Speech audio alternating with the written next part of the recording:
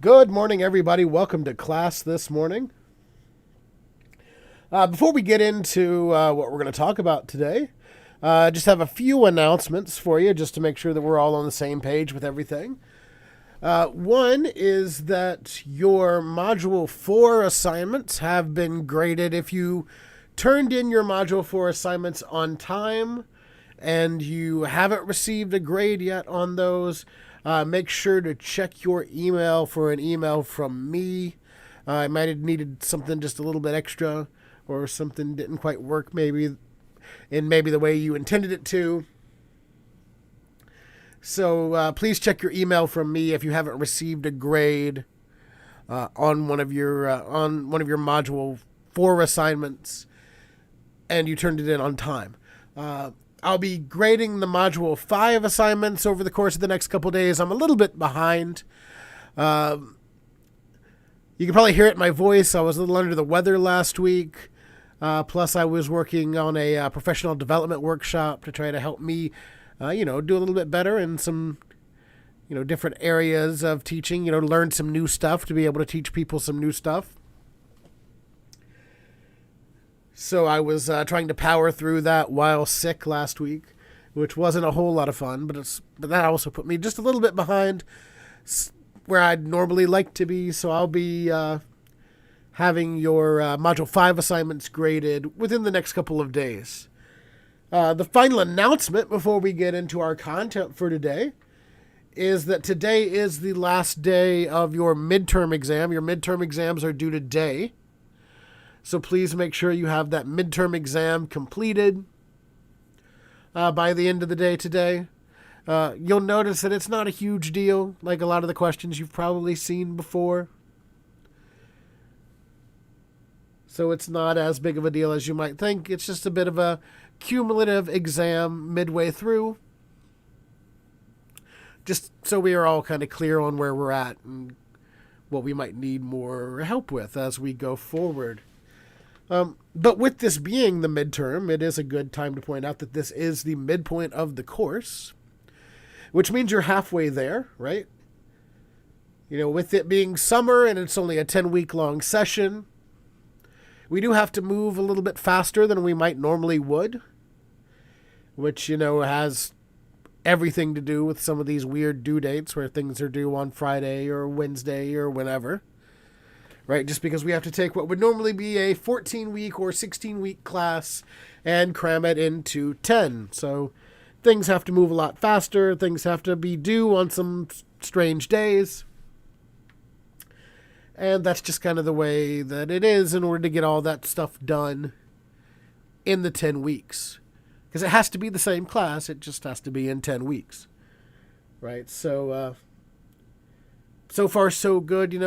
I think pretty much everybody has been doing a great job kind of keeping up with everything, even though it's been faster than it normally would be. So, give yourself a pat on the back for that.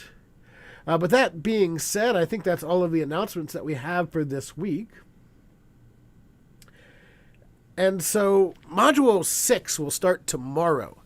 And so what I'm going to do is I'm going to cover some Module 6 material.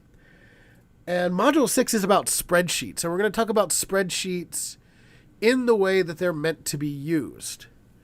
So I've got a lot of information here on spreadsheets, and there is something a little bit special about the PowerPoint that you're seeing here. We'll talk about that in just a second. But the plan for today is to kind of go through a lot of this information that's in our PowerPoint presentation here. And time permitting, we'll do a little bit of a spreadsheet demonstration. And when we're talking about spreadsheets for our purposes is Microsoft Excel. If you're used to using Google Sheets for different things, you'll find that it's very, very, very similar. But for our purposes, since it is sort of the business standard, the focus of our work here is on Microsoft Excel. It's basically what the businesses use. So if you're going to get a job in some area that you're probably going to have to use Excel at some point, and you'll want to know how to use it. But now this spreadsheet or this presentation here that we have is more software agnostic. It doesn't really rely on one particular piece of spreadsheet software or another. Right? It doesn't really matter because a lot of the spreadsheet stuff is the same, right? So this is sort of general spreadsheet information, but it does get a little specific into things that you need to know about how to use spreadsheet software, Excel included. Now, you might be looking at this presentation, and I said there was something a little bit special about this presentation. You might be looking at this presentation, and you might be thinking, Mr. Ramsey, this doesn't look like your usual style of presentation. It looks kind of old. You know, it's kind of got the 4x3, you know, old school TV width here. You know, it doesn't go widescreen. It's got some weird illustrations, and it's got some, you know, it's got an interesting kind of weird little layout here. And that's because I didn't make the presentation that I'm giving you all today. I did not make this presentation. In fact, this presentation was made by a professor of mine. So back in 2004-ish, I sat in an auditorium and watched a professor deliver this presentation at the University of North Carolina at Chapel Hill. So in a way, you can kind of consider this to be, you know, that you're getting a University of North Carolina at Chapel Hill education at a Cleveland Community College price, because this is the exact same lecture that I received as a UNC student back in, I believe it was around 2004, 2005, somewhere around in there, in a computer class. Maybe even earlier, maybe like 2003. The years, they fly by, you know. I'm still one of those people who like to think about, you know, 20 years ago being the 80s, but it's not. It's 2000. It's insane. All right, so we're going to talk about spreadsheets, and we've got a list of things that we're going to cover here. We're going to cover the paper worksheet.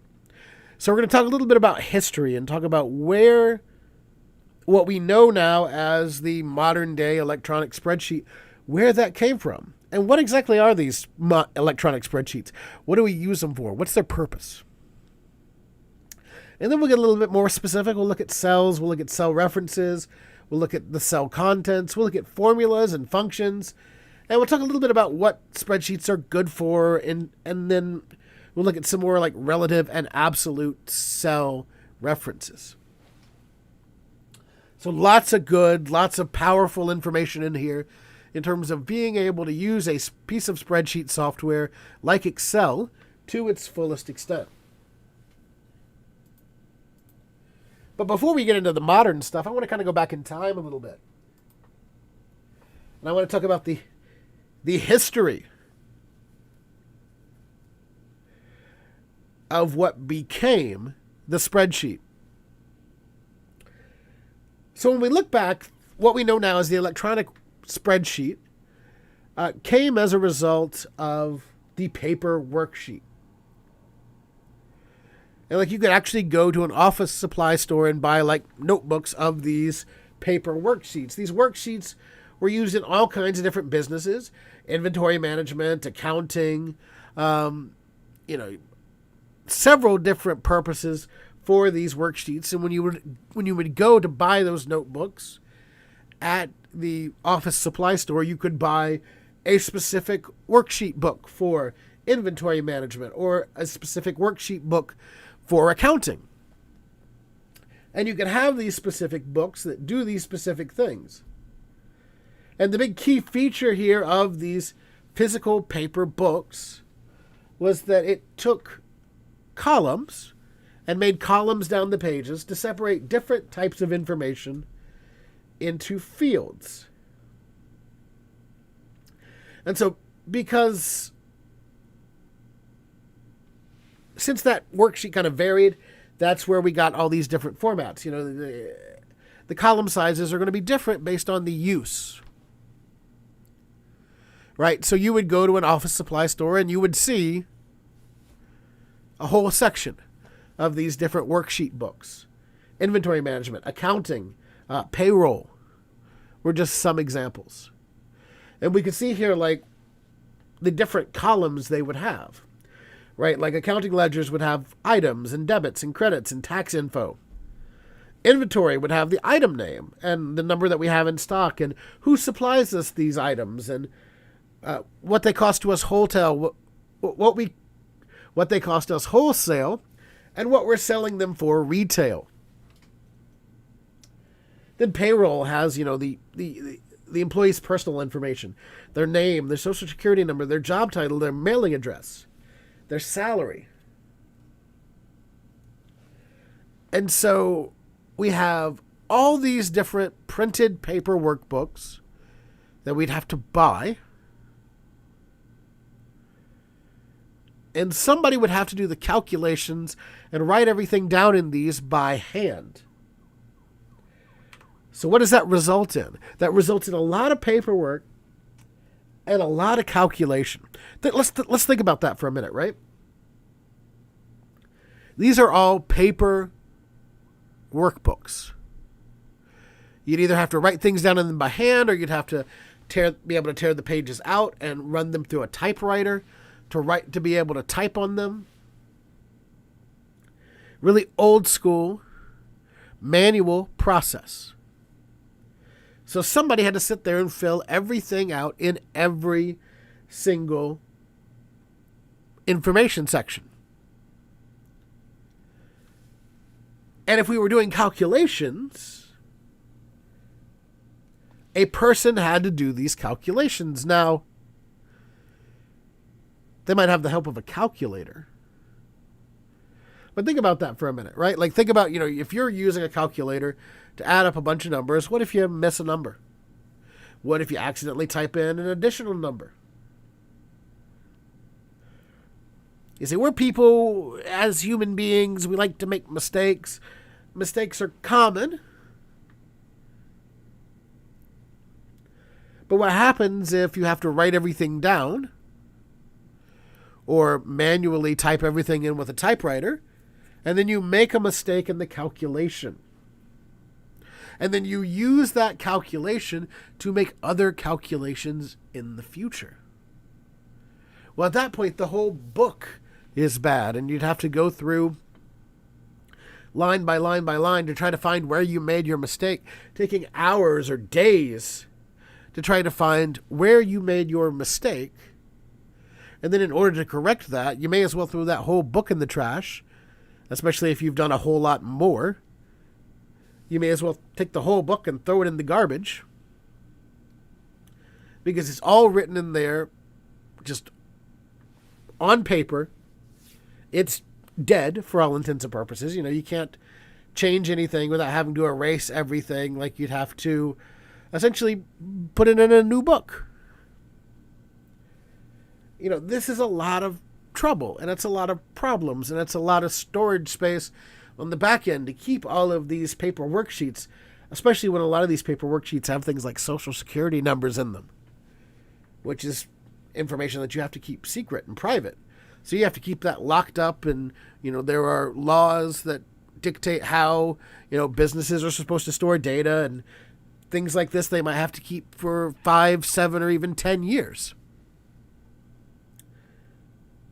So if I have to keep a bunch of paper notebooks for 10 years and keep them all filed away in case I need any of that information, that's going to be difficult. So hopefully you're starting to see why people were like, hey, we need this. We need this electronic worksheet. Like there's stuff out there that are causing us, major headaches. It's making business real hard. We need to be able to figure it out. We need to be able to make things better. And so around the mid-1970s, things got better. Dan Bricklin and Bob Frankston developed a program called Visicalc. And Visicalc is the very first piece of spreadsheet software that was available. And one of the great things about this is like Dan Bricklin, who is really the primary creator of this, is still alive. You can go on YouTube and you can watch TED Talks by him that he made like a couple of years ago. Right? So like, a lot of things that we like to think about as history or as major events in history,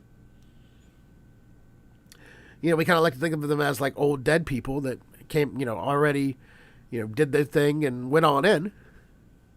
But not in this case, right? Like this was just 50 years ago when this was happening.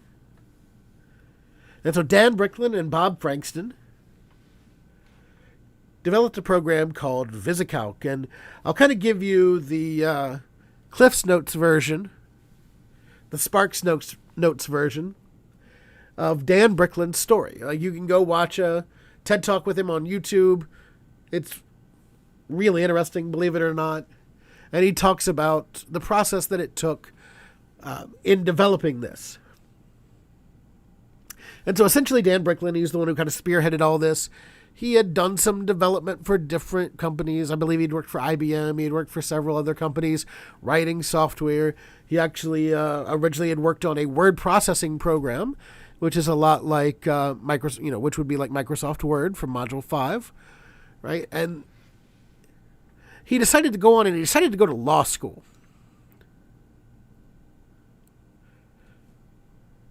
Or actually, no, it was business school. I'm sorry. He decided to go on to business school and get himself an MBA. And he went to, I believe, the Wharton School of Business, which is one of the big schools that you hear about, everywhere as like the prestigious business school.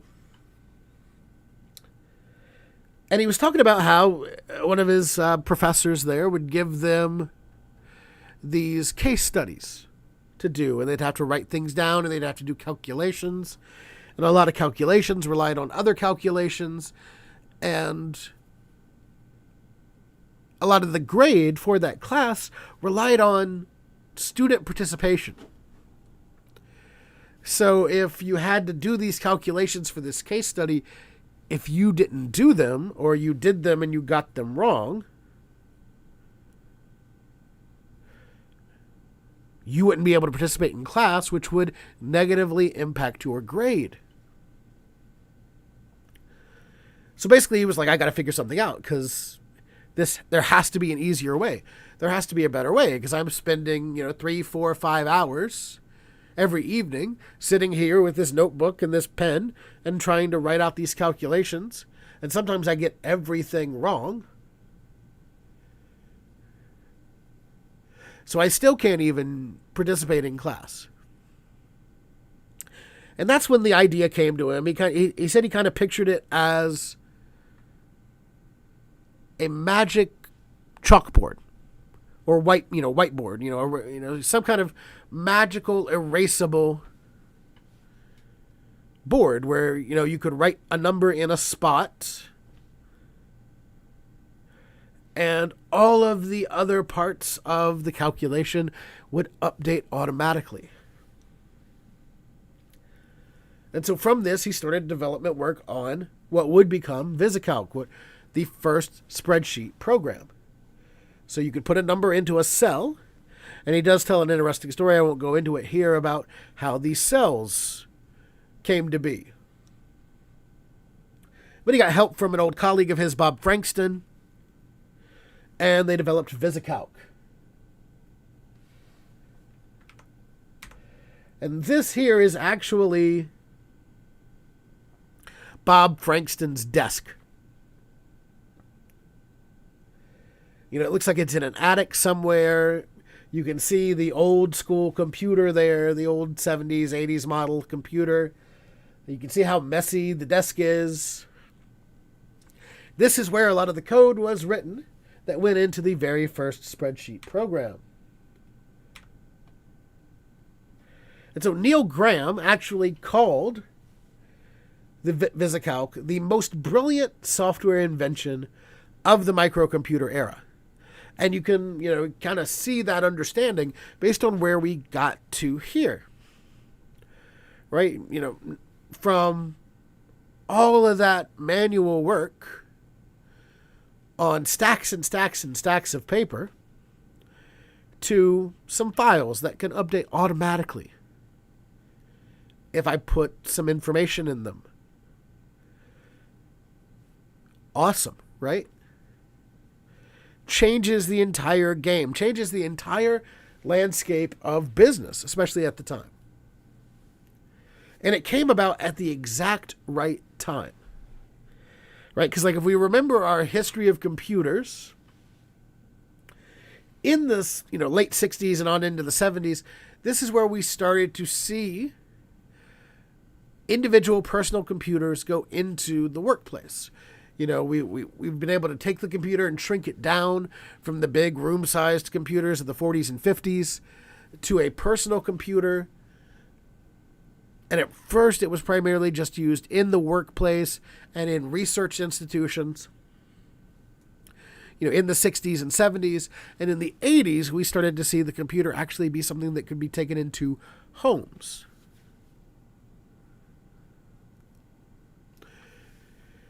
So this comes along in the mid-70s when computers were taking a hold in business.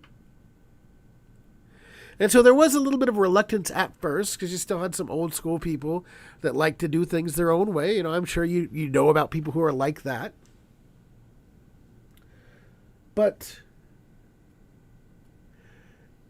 things were a whole lot different. And the places that did adopt it, well, they worked out really well. And I actually have a really interesting quote that I'll share with you in just a few minutes here about this Visicalc. And really, when we're looking at a spreadsheet, it's just a two-dimensional table, right? We have information along an x-axis and information along a y-axis, right? So we can look at this information that we have here as an example. Across the top, we have the labels for our x-axis. Department, October, November, December. And down the side here, we have some labels for our y-axis. Classical, country, jazz, so on and so forth. Or actually flip it and reverse it. Right?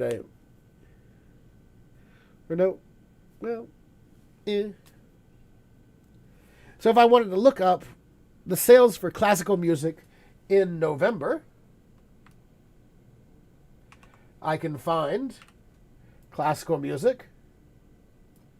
I can find November. I can trace both lines until they meet at $2,700. Now, the big part here where a spreadsheet divests, moves away from just a regular old table, is what we have going on down here in the bottom. These totals. And we'll look at a little more at this a little bit later on, but we can use cell references to create these totals. So if we made a mistake here, and maybe, country music in November didn't sell $3,500 worth, maybe it sold $3,700 worth. Well, if that was the case, on the old way with paper worksheets and stuff, the whole worksheet would basically be flawed. Anything that I use that calculation or use that number to do calculations with, it's going to be wrong. But if I have a digital worksheet, if I have an electronic spreadsheet, I can go in there and I can change that one number, and it can update all the other cells that use that number like magic.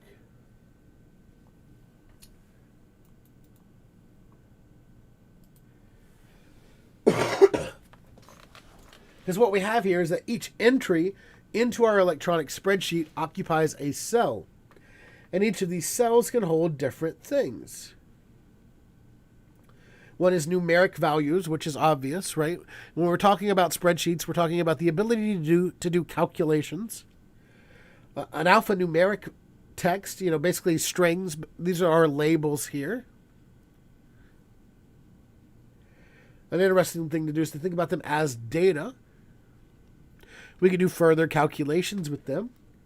Or an entire formula, and this is the real power of the electronic spreadsheet. You know, one of the biggest things throughout time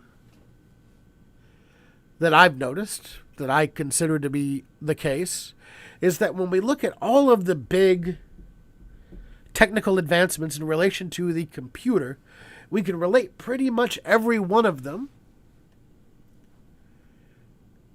to people just not liking math, to math being difficult.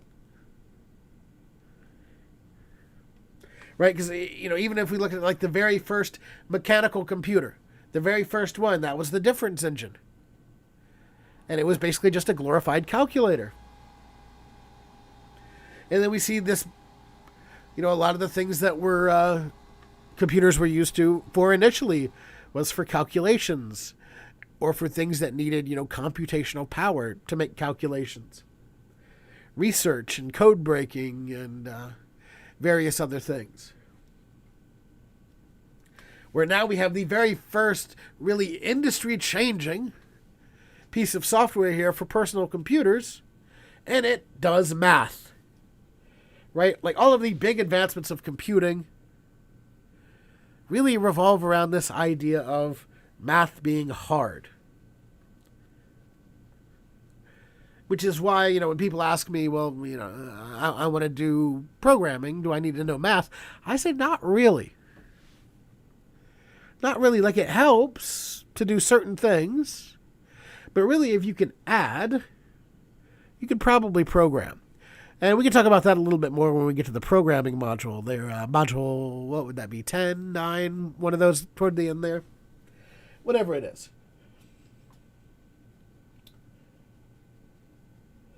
And in fact, we talk about that here on the next slide. Charles Babbage. He was the inventor of the difference engine. And so to kind of sum all this up, math is hard. Math causes us problems. Math causes us headaches. We saw it from the beginning with Charles Babbage. And we saw all these manual spreadsheet problems, all these paper spreadsheet problems. They were time consuming. Somebody had to sit there and write every single cell or type out every single cell. They were difficult to edit and update. Really impossible to edit and update. Because it's paper. And if you were to do something like make a miscalculation error and use the results of that miscalculation error to make other calculations further down the list, the entire thing is trash. So you could do your math wrong via a miscalculation error, or you could just write something down wrong. You know, like we're human, right? Like we type in things that are wrong. We write down, you know, words with letters kind of transposed all the time. So we saw Bricklin and Frankston solve these problems with Visicalc / electronic spreadsheets. Calculations are automated, so they're fast, reliable, and easy to modify. And formatting can also be easily changed. And what I'd like to show you next is a picture of the original Visicalc program in action, which is right here.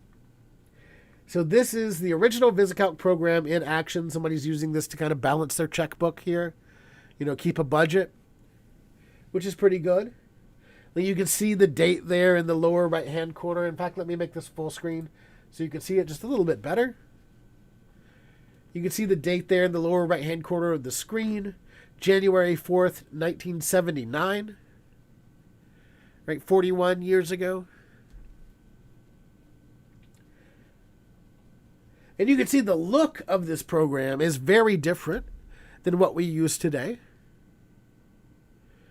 But when we actually look at how we use this program, it's actually not a whole lot different. And we'll do a demonstration in just a minute where we'll remake this slide here in a modern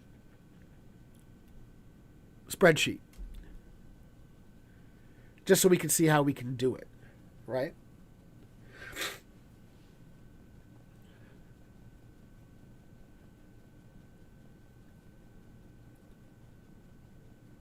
But before we do that, let's get into some more technical stuff about spreadsheets. And again, this presentation is a little, spreadsheet kind of agnostic, right? It doesn't rely on any specific spreadsheet software, but remember that we are kind of focusing on Excel for our purposes in the class. So when we're referencing a cell, we reference it by columns, which are organized or indexed by letters, and rows, which are organized or indexed by numbers. And so we can see here we have our letters across the top, A, B, C, D, E, and our numbers across the side, 1, 2, 3, 4. And so when we reference a particular cell, we reference it by writing its column letter followed by its row number. So if we were to say D3, like right here, we're talking about cell D3, well, that's that one. That's the cell that we have highlighted here now. So we find D, and we go down, we find 3, and we go over. That's the cell that we are referencing when we say cell D3. So we can look at that in a little bit more depth here. We're going down from D, and we're going over from 3 until we find the cell that we want. That's the one. That's the one that we're referencing. We're referencing D3. So that's how we reference one cell. How do we reference a group of cells? When we refer to a group of cells or a block of contiguous cells, we can specify a starting cell separated by a colon from its ending cell. So we have the starting cell, which could be, D3, C2, E4, whatever. Put a colon, and then we put the ending cell. So if we wanted to display that here, and we were to say C2 colon E4, that would make up all of the cells that are currently in the purple shaded region here. So we start at C2, which is here. Right, so if we look at this from this perspective, yes, we start at C2. We have C. We go down to 2. We have 2. We go over to C. That's our cell. And we see that we end on E4. E, we go down to 1, 2, 3, 4. 4 over to our cell. So that's our starting cell and our ending cell. And in doing so, it contains all of the cells that are in between those cells. So that's C2, D2, E2, C3, E3, C3, E3, C3, E, D3, E3, C4, D4, E4.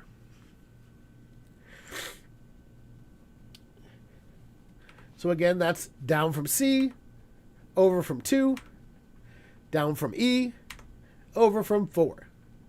And we can see that area there. Now, if we're referencing a non-contiguous block or two separate blocks of cells that we want to reference together, we can space them apart with commas. So if we want to add, say, blocks A1 to A3 into this current block we have selected, right? We currently have C2 to E4 selected. We want A1 to A3 selected. We would write it as such, C2 colon E4, comma A1 colon A3. And that would represent all of the area that we have shaded in magenta here now. So it was all the old ones that we had before, plus A1, A2, and A3. So let's use what we've learned now and jump over to a spreadsheet.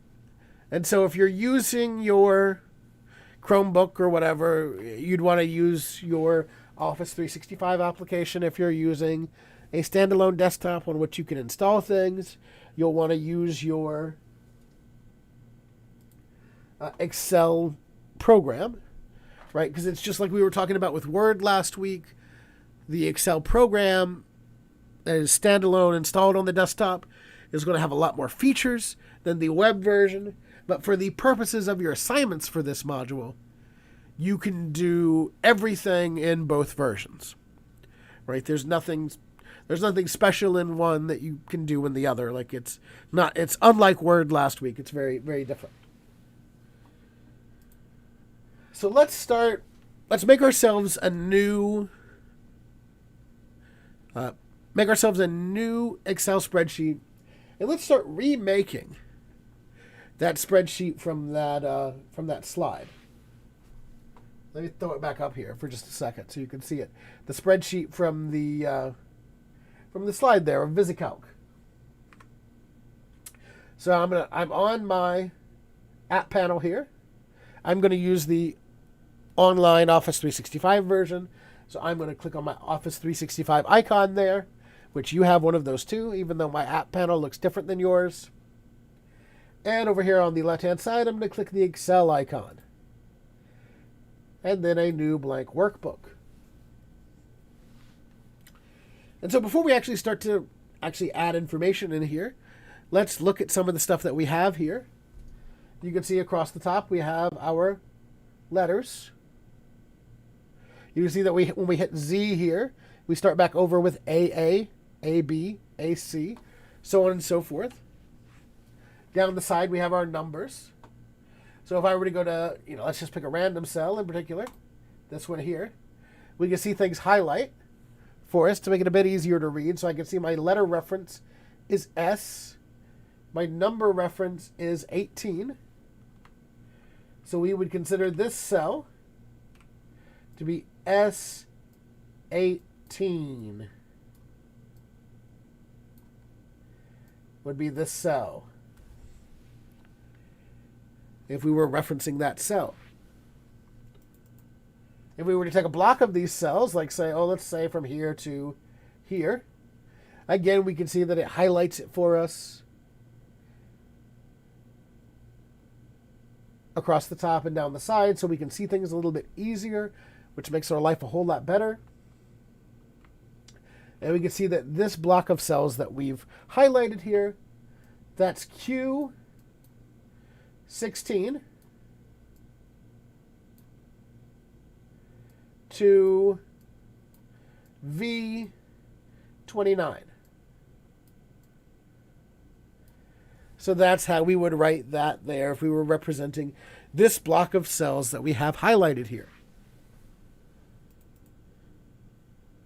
So in our example, we have some labels that go across the top, and they won't be included in our calculations. So they're sort of a good place to start. Let's zoom in a little bit. I'm going to go into cell A1, and I'm going to type payee. And that's just the person that we are paying. The check. In this case, since it is 1979, they're using a checkbook.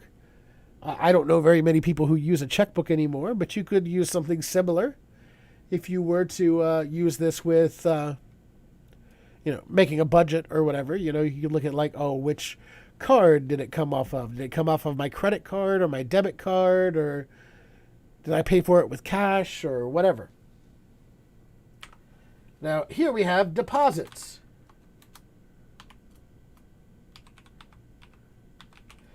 So we write deposit here, and that's money coming in. So we can look at this in terms of balancing a budget and things like that, with checks being money going out, deposits being money coming in, and then we have our balance.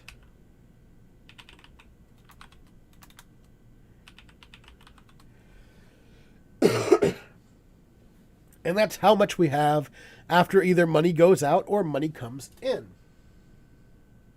And so we'll put our starting balance here, which in our Visicalc presentation was $223.45.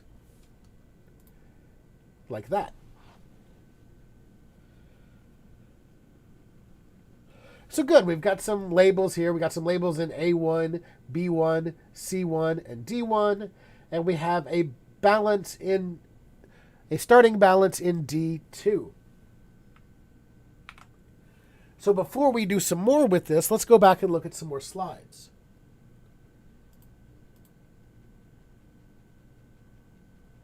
Because one of the big things that we're talking about here is what we do when a cell value changes.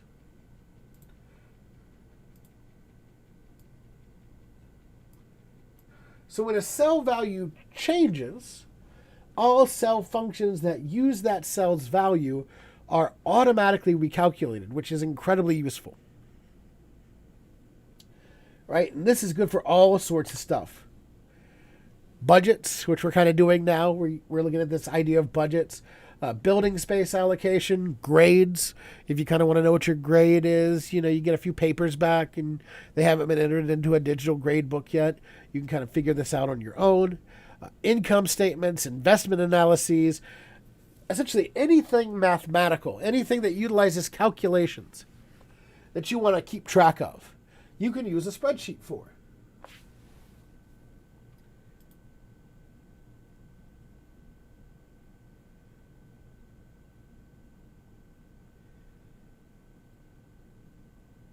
And so what I'd like to do here is I'd like to start to, before we look at formulas, I'd like to start to look at making this spreadsheet, filling it out. So let's pull it back up here.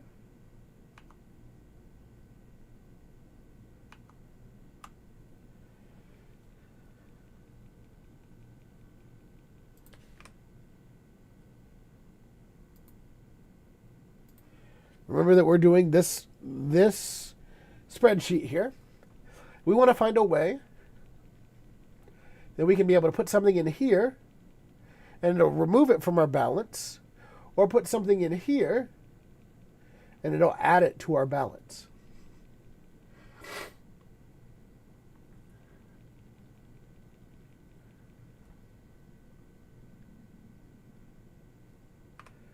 So let's check this out.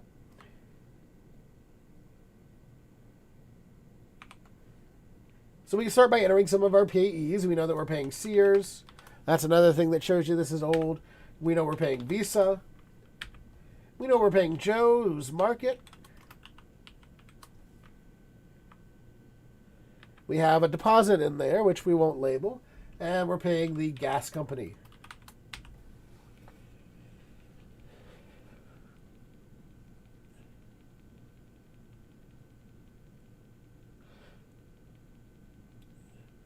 And so we can put some numbers in here in these various spots. Right? So if I want to put some numbers in here, I could say 14.22.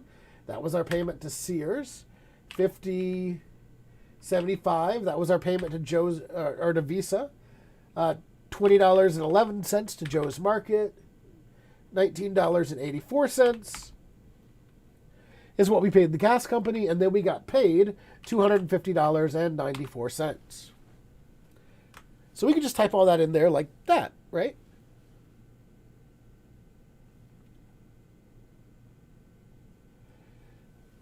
And so what we have here is our starting balance. And so I can reference that starting balance, and I can say, well, D2 is going to reference that cell. Actually, I need to start off with my equal symbol. Equal symbol makes it a formula, or makes it an equation, equals D2. And once we do that, we can see that when we put in D2, it's going to highlight our cell here, minus B2, or rather B3, because that's where we're taking the money away from, plus C3. Right, so we have everything highlighted. We can see it here with colors. Right, we put in D2 and it highlights that box, which is one above. We have B3, which highlights this red box. We can see it's red here, That's 2 to the left. C3, which is 1 to the left, highlights it in purple. We hit enter, and we can see that's $209.23. Now we can do something special with this. Right? So we just wrote an equation using our cell references. If I realized I made a mistake and I accidentally paid $16.84 to Sears, well, I can go back here and I can put in $16.84, and you can see that that automatically updates my balance. Since I use these D2, B3, C3, I don't have to change anything in that area. I don't have to do the calculation again. If I messed up and I'm in, oh, I actually had $275.64 in my balance to start out with. Everything is automatic.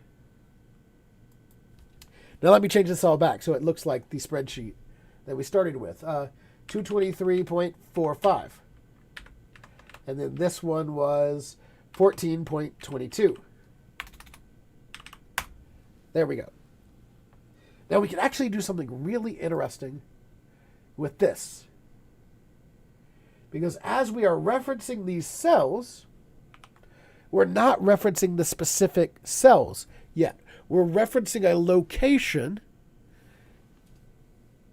that is related to the current cell location. What does that mean? Because what we're doing is we're doing relative cell references. So when we put these references in there to a cell, they reference a specific cell, but it's less that specific cell in that specific place than it is the location of that specific cell to the location of where the formula currently resides. So let's break this down a little more. Let's look at this simplified spreadsheet here to give us a basis for this. So we have columns A, B, and C with rows 1, 2, 3, and 4. Now if we entered in B4, if we were entering into B4, this formula, B1 plus B2 times B3, and hit enter, well, what it's doing is it's interpreting that in a special way. Because the way this interprets it is, what it's saying is, well, we're currently in B4, and so now I'm going to look at B1. Where is B1 in relationship to B4? Well, it's 3 rows up. So I'm going to start out by finding the value stored 3 rows up from the current formula cell. So it's not necessarily just B1, it's the fact that B1 is 3 away from B4. B2 is 2 away from B4, and B3 is 1 away from B4, right? So we can extrapolate that, build out that all that information, and we get that, and it does all the math, and it finds the answer. It displays the answer. So it goes and grabs the information from these particular cells that are relative to where this cell is currently, and it displays the answer.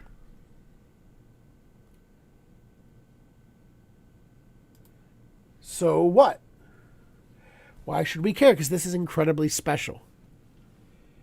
Because you want to reuse formulas you create as often as possible using the copy and fill commands. So you want to know how Excel is going to interpret your request.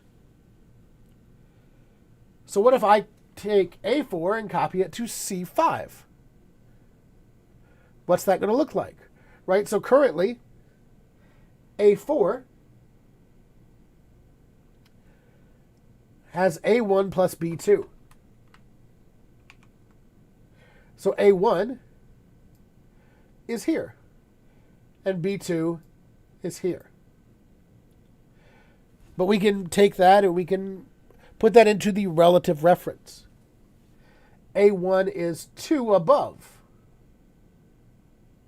or 3 above rather. A1 is 3 above A4.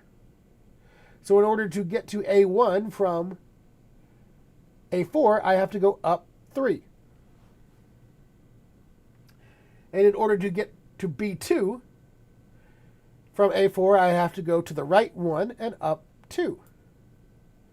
So I'm going to be doing this a similar thing if I take this and copy it and put it in here. Now when I say copy it and put it in here, I'm talking about using the copy and paste command, right-clicking and selecting copy, or hitting Control or Command C on your keyboard. I'm not talking about retyping it, right? Because if I retype it, then that's going to create those relative cell references in C5. But if I just right-click this and copy it and paste it in here, well, it's going to look for the one that's 3 up from C5, which is going to be 1, 2, 3, which is going to be C2, and over 1 and up 2, 1, 1, 2, it's going to be D3.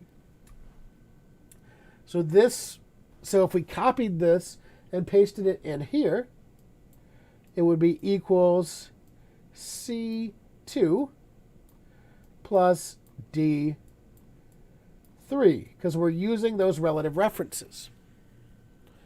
Right? We can also use the fill command for that, and that's what we're going to do in just a second.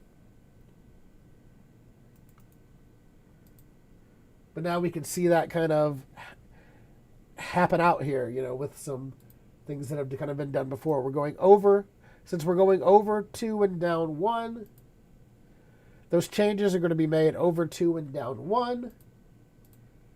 And so we end up with C2 and D3, just like we said.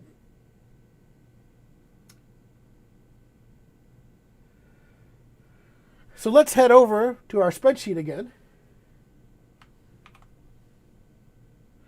And what I'm going to do is I'm going to use the fill command. I'm going to grab this corner here of this box. You can see that there's a little square there on the corner of this box. I can grab that, and I can use that to pull down to fill up the rest of my squares. And you're going to see that as I do that, it's going to fill in all these squares, and they're going to be different numbers. There we go. You can see that they're different numbers. It took the same formula that I used here, and it copied it downward, but it copied it downward relatively. So you can see that as I go down, this is no longer D2 minus B3 plus C3. It is D3 minus B4 plus C4, which also brings up another great point here, is that we can use previously done formulas to do other formulas just by referencing that cell. And we can see as we go down, these cell references are changing relatively. Now, as we get down here, we see all these numbers are the same, but that's because there's nothing out beside them to calculate into there. So we're adding nothing and subtracting nothing. So what we ended up with here is a spreadsheet that looks exactly like, in terms of content, this spreadsheet that we saw that was made in 1979. So this is where we get into a lot of that, right? We get into this idea that, like visually this looks incredibly different. But in terms of purpose, we use these exactly the same now as we always have. So we're getting pretty close to the end of time here. So let's run through some other stuff really quickly.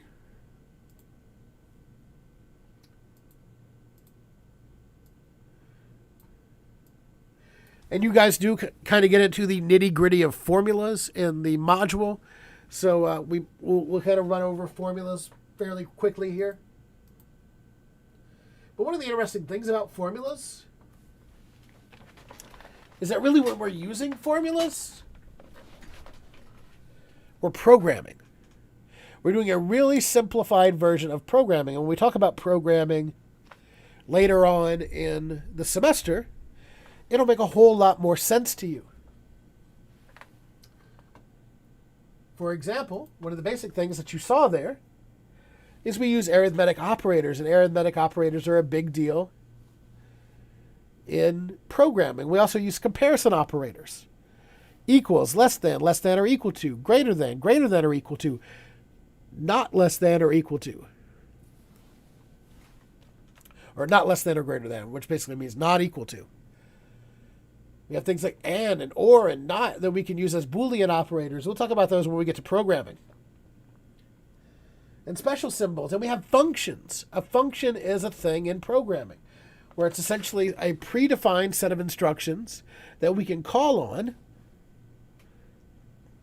And by calling on that predefined set of instructions, we can do a specified activity. And you might have used some of these before if you've ever used spreadsheets. Things like sum, product, max, min, so far and so on and so forth, right? So with sum, I can find the sum of all values. And I just use my cell references to tell it what I want a sum of. Product computes the product, or the product is the evaluation of a multiplication problem. Right, so if I want to multiply all my numbers together, I can do that. Max, min. If I want an average, I can go ahead and get an average.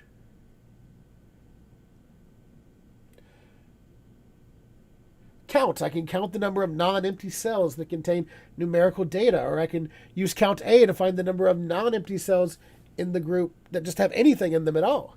And I can even use a conditional formula. So let's use one of these, just so you can get a hang of it, and you'll be getting deeper into it in the module, but we are hitting our hour mark, so I don't want to take up any more time. In our spreadsheet, I'd like to take a look at essentially the average spend. So let's zoom in here. And actually let's make this big here, full screen first, and then we'll zoom in. So if I want to take an average of everything that's been spent, so an average of everything that is on our check line, I can set that equal to average. And now we don't want to start with A1, or B1 rather, because that's not a number. So we'll start with B2.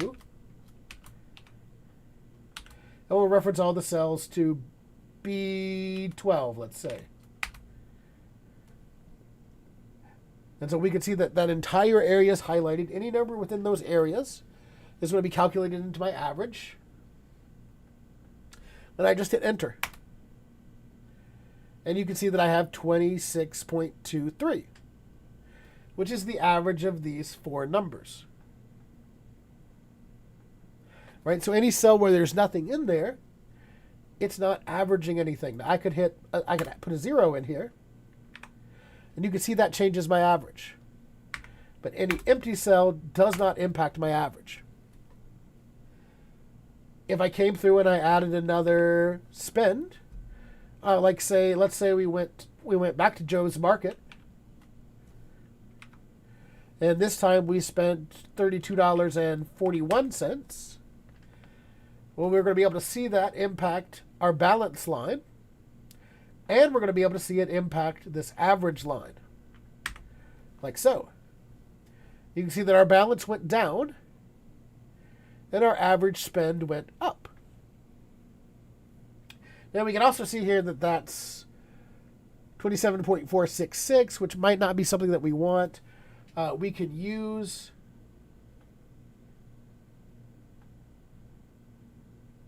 our number formatting option here to make sure that we get either currency, right, would probably be good for this. So let me back out of that and do it for everything so we can see it here. I'm just going to take all my cells here. I'm going to highlight them. I'm going to right-click them. I'm going to go to number format. And I'm going to select currency from here. Since these are all numbers, I can select currency, 2 decimal places, because that's how money works. And OK. And that puts a $sign in front of everything without messing with the calculations. So as you can see, Excel is an extremely powerful tool. Spreadsheets are an extremely powerful tool. We have hit the end of our hour here, so I'm going to go ahead and wrap up now. So as you're working through the module stuff, you can kind of use this as a jumping off point. You do get deeper in the module with different things. Looking at more formulas in depth and all that kind of fun stuff. So this module opens up tomorrow.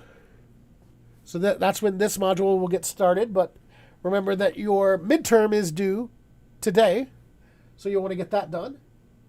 I'll hang out for just a couple minutes here, just in case anybody who's live with me has any questions. If you're watching this later and you have any questions, feel free to email. Thank you for watching, and we'll see you next time.